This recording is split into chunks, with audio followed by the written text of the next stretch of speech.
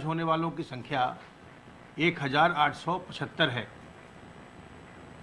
इस समय active infection के केसेस की कुल संख्या राज्य में 20,473 है और जो व्यक्ति संक्रमण के पश्चात उपचारित होकर डिस्चार्ज हो चुके हैं उनकी संख्या बढ़कर के अब 5,34,224 हो गई है।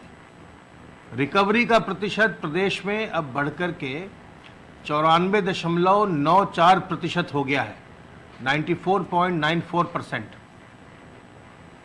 संक्रमित लोगों में से अब तक कुल 8,025 लोगों की मृत्यु हुई है और जो केस फैटेलिटी रेट है वो भी अब 1.43% से नीचे चल रहा है, 1.426%।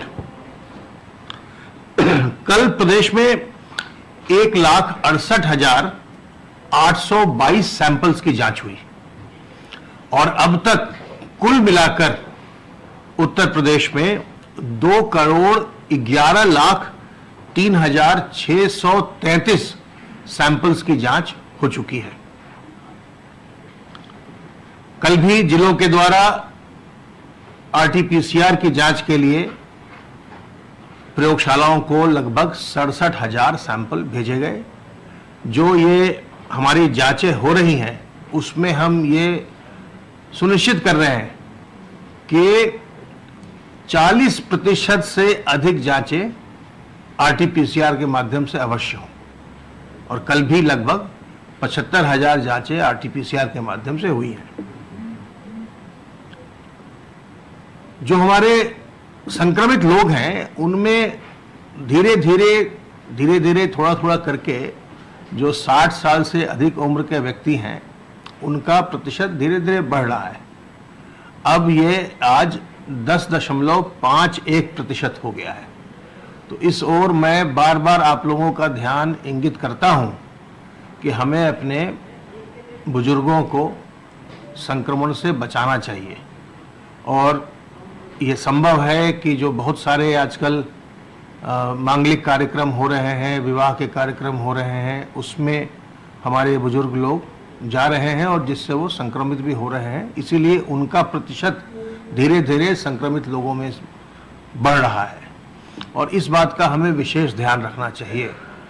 ये आपसे मैंने पहले भी अनुरोध किया है कि बुजुर्ग व्यक्ति, जो लोग पहले से बीमार हैं और कमज़ोर हैं, वैसे व्यक्ति, जो गर्भवती महिलाएं हैं और जो छोटे बच्चे हैं, उन्हें हमें अनावश्यक घर से बाहर नहीं ले जाना चाहिए।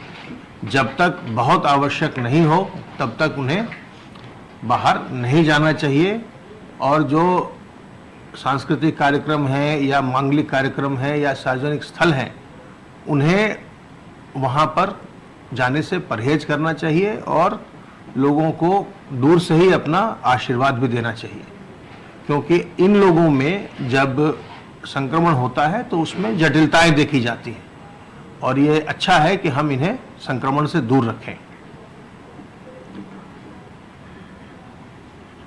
20,473 एक्टिव केस में से 9,473 इस समय होम आइसोलेशन में है। अब तक 3,25,276 संक्रमित व्यक्तियों ने प्रदेश में होम आइसोलेशन का विकल्प चुना है और उनमें से 3,15,803 व्यक्ति अपने होम आइसोलेशन की अवधि पूर्ण कर स्वस्थ भी हो चुके हैं। आप जानते हैं कि उत्तर प्रदेश में एक विशेष व्यवस्था है जहां सीएम हेल्पलाइन के द्वारा और जिले के इंटीग्रेटेड कोविड कमांड सेंटर के द्वारा जो लोग भी होम आइसोलेशन में रहते हैं उनके स्वास्थ्य की लगातार उनके बारे में पूछताछ की जाती है और उस पर सतत निगाह रखी जाती है। इसके अलावा जो भी व्यक्ति होम आइसोलेशन में का विकल्प चुनते हैं, जाते हैं, उन्हें जो आवश्यक दवाइयां हैं वो भी स्वास्थ्य विभाग के द्वारा उनके घर पर उन्हें निःशुल्क उपलब्ध कराई जाती है और जो लोग उस घर के अन्य सदस्य हैं, पारिवारिक सदस्य हैं, उन्हें भी जो बचाव के लिए दवाइयां चाहिए वो दवाइयां उन्हें निःशुल्क चिकित्सा विभाग के द्वारा उपलब्ध करवाई जाती है। निजी चिकित्सालयों में इस समय 2100 संक्रमित व्यक्ति स्वास्थ्य लाभ कर रहे हैं। ई संजीवनी पोर्टल का उपयोग अब अपने प्रदेश में बढ़ गया है और बार बार बताने का लाभ ये हुआ है कि लोग अब घर बैठे ई संजीवनी पोर्टल पर डॉक्टरों का परामर्श प्राप्त कर रहे हैं। और कल इसी क्रम में 3892 लोगों ने घर बैठे चिकित्सकीय परामर्श प्राप्त किया और अब तक कुल मिलाकर 2,60,252 व्यक्ति घर बैठे ई संजीवनी पोर्टल पर चिकित्सकीय परामर्श प्राप्त कर चुके हैं। ये बहुत ही सरल है। आप अपने स्मार्टफोन से या कंप्यूटर से आप डॉक्टरों से वीडियो कॉलिंग करके उनसे परामर्श प्राप्त कर सकते हैं। आप उस पोर्टल पर जाइए ई संजीवनी पर और वहां जाकर के अपने फोन नंबर को रजिस्टर कराइए और फिर आप चिकित्सकीय परामर्श घर बैठे प्राप्त करिए। इसके अलावे कई और सुविधाएं अपने प्रदेश में दी गई हैं। जैसे अगर आपने अपनी जांच करवाई है कोविड की, तो आपको जांच के परिणाम को जानने के लिए भटकने की आवश्यकता बिल्कुल नहीं है। आप घर बैठे अपने फोन से, अगर आपका स्मार्टफोन है, आप फोन से अपने जांच का परिणाम खुद देख सकते हैं। आप डायरेक्टर जनरल मेडिकल हेल्थ के वेबसाइट पर जाइए, गूगल पर DGMH UP टाइप करिए। जैसे ही वेबसाइट आएगी उसके ऊपर आपको एक लिंक दिखाई पड़ेगा कि प्रयोगशाला के परिणाम, लेबोरेटरी के रिजल्ट यहां देखें। उसको क्लिक करिए, अपना फोन नंबर डालिए, एक OTP आएगा, OTP डालिए और आपको आपका परिणाम जो है, जांच परिणाम, वो आपको फोन पर ही दिखाई पड़ जाएगा। इस तरह की कई सुविधाएं सिटीजन सेंट्रिक और सिटीजन फ्रेंडली प्रदेश सरकार के द्वारा उपलब्ध कराई गई। इसी क्रम में कुछ दिनों पहले माननीय मुख्यमंत्री जी के द्वारा एक ऐप लॉन्च किया गया था, मेरा कोविड केंद्र। यह ऐप गूगल प्ले स्टोर पर उपलब्ध है। आप जहां कहीं भी हों इस प्रदेश में, अगर आपको ऐसा लग रहा है कि आप में कोई लक्षण आ रहे हैं, बार बार खांसी हो रही है, बुखार हो रहा है या सांस फूल रही है, या आपका नहीं तो आपके किसी पड़ोसी का, किसी रिश्तेदार का, और आप चाहते हैं कि अपनी हम जांच करवा लें, कोविड की हम निःशुल्क जांच करवा लें, आप उस ऐप पर जाइए, मेरा कोविड केंद्र, और जहां पर आप हैं उस एड्रेस को आप टाइप करिए। आपको 5 किलोमीटर में कहां पर आपकी मुफ्त जांच हो सकती है वो आपको उसमें मालूम पड़ जाता है। कई प्रकार की सुविधाएं नागरिकों के लिए प्रदेश सरकार ने उपलब्ध कराई हैं, जिससे कि कोरोना के प्रति किसी प्रकार का भय न रहे। अगर किसी प्रकार के लक्षण आते हैं तो कोई हीन भावना किसी मन में ना आए, कोई लज्जा की भावना ना आए, कोई ये ना सोचे कि मुझे ये बीमारी हो रही है तो मैं कैसे जांच कराऊंगा, कैसे अपना इलाज कराऊंगा। सारी व्यवस्था बिल्कुल मुफ्त है, निःशुल्क है, और महंगी से महंगी दवाइयां भी जो हमारे राजकीय चिकित्सालय हैं या जो मेडिकल कॉलेज हैं, और यहां तक कि जो प्राइवेट मेडिकल कॉलेज है उत्तर प्रदेश के, उनमें भी अगर आप भर्ती होते हैं तो वहां भी आपका इलाज निःशुल्क होता है, उसका खर्च सरकार देती है। तो आपको ये चिंता बिल्कुल नहीं होनी चाहिए कि अगर मैं किसी प्रकार से, मैं या मेरा कोई पारिवारिक सदस्य संक्रमित हो गया है तो कैसे अपनी हम जांच करवा पाएंगे, कैसे हम इलाज करवा पाएंगे। यह बिल्कुल निःशुल्क है। और महंगी से महंगी दवाएं, या अगर आपको वेंटिलेटर की आवश्यकता होती है, बाईपैप की आवश्यकता होती है, ICU की आवश्यकता होती है, ये सब कुछ निःशुल्क है। तो जरा सा भी मन में संकोच न करिएगा, जरा सा भी हीन भावना ना आए, लज्जा की भावना ना आए। दूसरे को, अगर किसी को संक्रमण हो जाए, उसके प्रति मन में किसी प्रकार की दुर्भावना न लाएं, और हम एक दूसरे की मदद करें और हम प्रयास करें कि हम संक्रमण की श्रृंखला को तोड़ते रहें। जैसे ही सावधानी पूर्वक आप अपने आप को संक्रमण से बचाते हैं, वैसे ही आप संक्रमण की श्रृंखला को तोड़ते हैं और संक्रमण नियंत्रित होता है, संक्रमण रुकता है। तो सावधान रहिए, सतर्क रहिए, जो बचाव के तरीके हैं उनका पालन करिए, अपने हाथ को बार बार साबुन पानी से धोते रहिए, मुंह और नाक को मास्क से, रुमाल से, गमछे से, दुपट्टे से ढक कर रखिए, लोगों से 2 गज की दूरी बनाइए।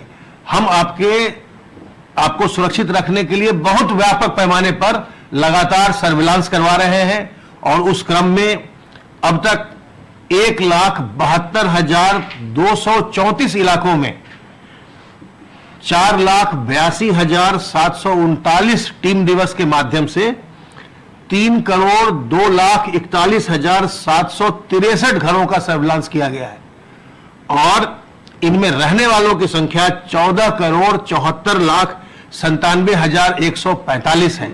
तो हम अपना प्रयास लगातार कर रहे हैं, आपका भी सहयोग हमें लगातार मिलता रहे। आप अपना उत्तरदायित्वपूर्ण व्यवहार करते रहे, सावधान रहे, सतर्क रहे, संक्रमण से बचे रहे, स्वस्थ रहिए और प्रसन्न रहिए।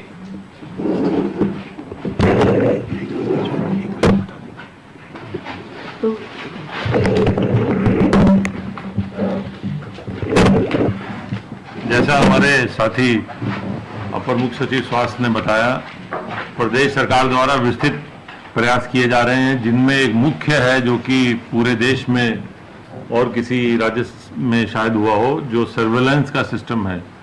लगभग 15 करोड़ परिवारों तक स्वास्थ्य विभाग पहुंच के उनसे पूछा है कि आपको कोई संक्रमण के लक्षण तो नहीं है। तो इतनी वृहद विस्तृत ये जांचें हुई हैं, तो जिसका परिणाम है कि संक्रमण अब प्रदेश में कम हो रहा है। पड़ोसी प्रदेश दिल्ली के में संक्रमण बढ़ने के कारण उत्तर प्रदेश के कुछ क्षेत्रों में संक्रमण बढ़ा था, लेकिन अभी संक्रमण कम हो रहा है और सभी लोगों का, आम नागरिकों का यदि सहयोग रहा और सभी लोग जैसा बताया गया है सावधानियां बरतते रहे, मास्क का निरंतर उपयोग करते रहे, हाथ लगातार धोते रहे, सामाजिक दूरी बनाए रखे, तो निश्चित रूप से ये संख्या अत्यंत न्यून हो जाएगी। इसके साथ साथ प्रदेश सरकार कोविड की वैक्सीन के लिए भी समुचित भंडारण व्यवस्था, उनको वैक्सीन को लक्षित समूहों को लगाने के लिए टेक्निकल लोगों की व्यवस्था, ये सब व्यवस्था में जुटी हुई है, ताकि जैसे ही वैक्सीन उपलब्ध हो उसको सभी जो टारगेटेड ग्रुप्स हैं उन तक पहुंचाया जा सके। निरंतर माननीय मुख्यमंत्री जी समीक्षा कर रहे हैं पूरे इस अभियान की और संक्रमण के लिए अस्पतालों में व्यवस्था, संक्रमण से बचने के लिए वैक्सीन की व्यवस्था, ये सभी व्यवस्थाओं की प्रतिदिन समीक्षा हो रही है और आवश्यक दिशा निर्देश देकर उस जो भी प्रयत्न है, जो एफर्ट है, जो प्रयास है, उनको तेज किया जा रहा है। प्रदेश में हॉटस्पॉट कल से कुछ कम हुए हैं, कंटेनमेंट जोन भी कुछ कम हुए हैं। तो इसी प्रकार यदि सभी लोग सावधानियां बरतते रहे और सभी लोगों का सहयोग रहा तो ये संक्रमण अत्यंत न्यून हो जाएगा और वैक्सीन आने के बाद समाप्त हो जाएगा। ये प्रदेश में औद्योगिक गतिविधियां चालू करने की जो सरकार की प्राथमिकता है उस पर तेजी से काम किया जा रहा है। जो विद्यमान इकाइयां थी उनको आत्मनिर्भर पैकेज में बैंकों के साथ समन्वय कराकर उनकी कार्यशील पूंजी की समस्या, उनकी जीएसटी रिफंड की समस्या, उनके लंबित भुगतानों की समस्या का निस्तारण एमएसएमई साथी ऐप के माध्यम से कराया जा रहा है और अब तक लगभग 4,37,000 एमएसएमई इकाइयों को 11,000 करोड़ रुपए के ऋण उपलब्ध बैंकों द्वारा कराए जा चुके हैं, जिनसे इनकी आर्थिक स्थिति सुधर गई है और ये अब न केवल पुराने लोगों को रोजगार में लगाए हैं बल्कि और नए लोगों को भी रोजगार का अवसर मिला है। इसके अतिरिक्त प्रदेश में आर्थिक गतिविधियों को तेज करने और इनके माध्यम से रोजगार के अधिक से अधिक अवसर पैदा करने के उद्देश्य से नई एमएसएमई इकाइयों की स्थापना के लिए भी सुविधाजनक वातावरण बनाया गया है। नया एमएसएमई एक्ट लागू किया गया है, जिसके अंतर्गत 72 घंटे के अंदर समस्त प्रपत्र दाखिल करने पर आपको अनुमति मिल जाएगी। उसके पश्चात 1000 दिन तक किसी प्रकार की कोई पूछताछ किसी सरकारी व्यवस्था द्वारा नहीं की जाएगी। इस प्रकार की व्यवस्था करने से प्रदेश में नई एमएसएमई इकाइयों की स्थापना में सहयोग मिल रहा है, तेजी आ रही है और इस वर्तमान वित्तीय वर्ष में कोरोना कालखंड के पश्चात 14 मई से लेकर अभी तक प्रदेश में लगभग 6,63,000 नई एमएसएमई इकाइयां स्थापित हुई हैं, जिनको बैंकों द्वारा लगभग 20,073 करोड़ रुपए के ऋण वितरण किए गए हैं। 20,073 करोड़ रुपए के ऋण इन नई एमएसएमई इकाइयों को दिए गए हैं। इन्हीं एमएसएमई इकाइयों के माध्यम से, केवल इन्हीं के माध्यम से ही लगभग 25 लाख से अधिक रोजगार के नए अवसर पैदा हुए हैं। नौकरियां, जो प्राइवेट सेक्टर में नौकरियां सृजित करने का ये सरकार का प्रयास है। सरकार का जो प्रयास ये है कि 4 साल पूरे होने पर लगभग 4 लाख सरकारी नौकरियां सरकार दे चुकी होगी और निजी क्षेत्र में तो काफी बड़ी संख्या में नौकरियों का सृजन हुआ है। केवल कोरोना कालखंड के पश्चात अभी तक लगभग 25 लाख नई नौकरियां पैदा हुई हैं, 6,63,000 नई एमएसएमई इकाइयों के माध्यम से। ये मिशन रोजगार का प्रयास जो है सरकार का बड़ी तेजी से चल रहा है। सभी संबंधित विभागों को निर्देशित किया गया है, सभी आयोगों को, कि वो चयन की प्रक्रियाएं तेज करें, पारदर्शी व्यवस्था से चयन हो और इसके साथ साथ उद्योगों के माध्यम से और कौशल विकास के माध्यम से सरकारी नौकरी, सरकारी रोजगार, स्वरोजगार, कौशल प्रशिक्षण के माध्यम से रोजगार, इन सब रोजगार के विभिन्न पहलुओं पर तेजी से कार्य चल रहा है और उसकी समीक्षा मुख्य सचिव महोदय द्वारा की जा रही है। माननीय मुख्यमंत्री जी भी शीघ्र ही इस मिशन रोजगार की समीक्षा भी करेंगे। प्रदेश में किसानों के हित में सरकार कार्य कर रही है और माननीय मुख्यमंत्री जी की समीक्षा में ये उन्होंने निर्देश दिए हुए हैं कि प्रतिदिन जिलाधिकारी स्वयं और अपने अधीनस्थ अधिकारियों के माध्यम से धान व मक्का के क्रय केंद्रों के साथ साथ मूंगफली के क्रय केंद्रों का भी सत्यापन भी कराते रहें और निरीक्षण भी कराते रहें, ताकि किसानों को किसी प्रकार की कोई कठिनाई का सामना न करना पड़े, उन्हें न्यूनतम समर्थन मूल्य मिलता रहे, उन्हें तत्काल भुगतान मिलता रहे। आज तक इस वर्तमान वर्ष में 322 लाख क्विंटल जो है वो धान की खरीद हो चुकी है, जो लगभग 6,000 करोड़ रुपए की है। धान की ये खरीद पिछले साल से 1.5 गुना ज्यादा है। 1.5 गुना ज्यादा पिछले साल से धान की खरीद दर्शाता है कि सरकार किसानों को न्यूनतम समर्थन मूल्य देने के लिए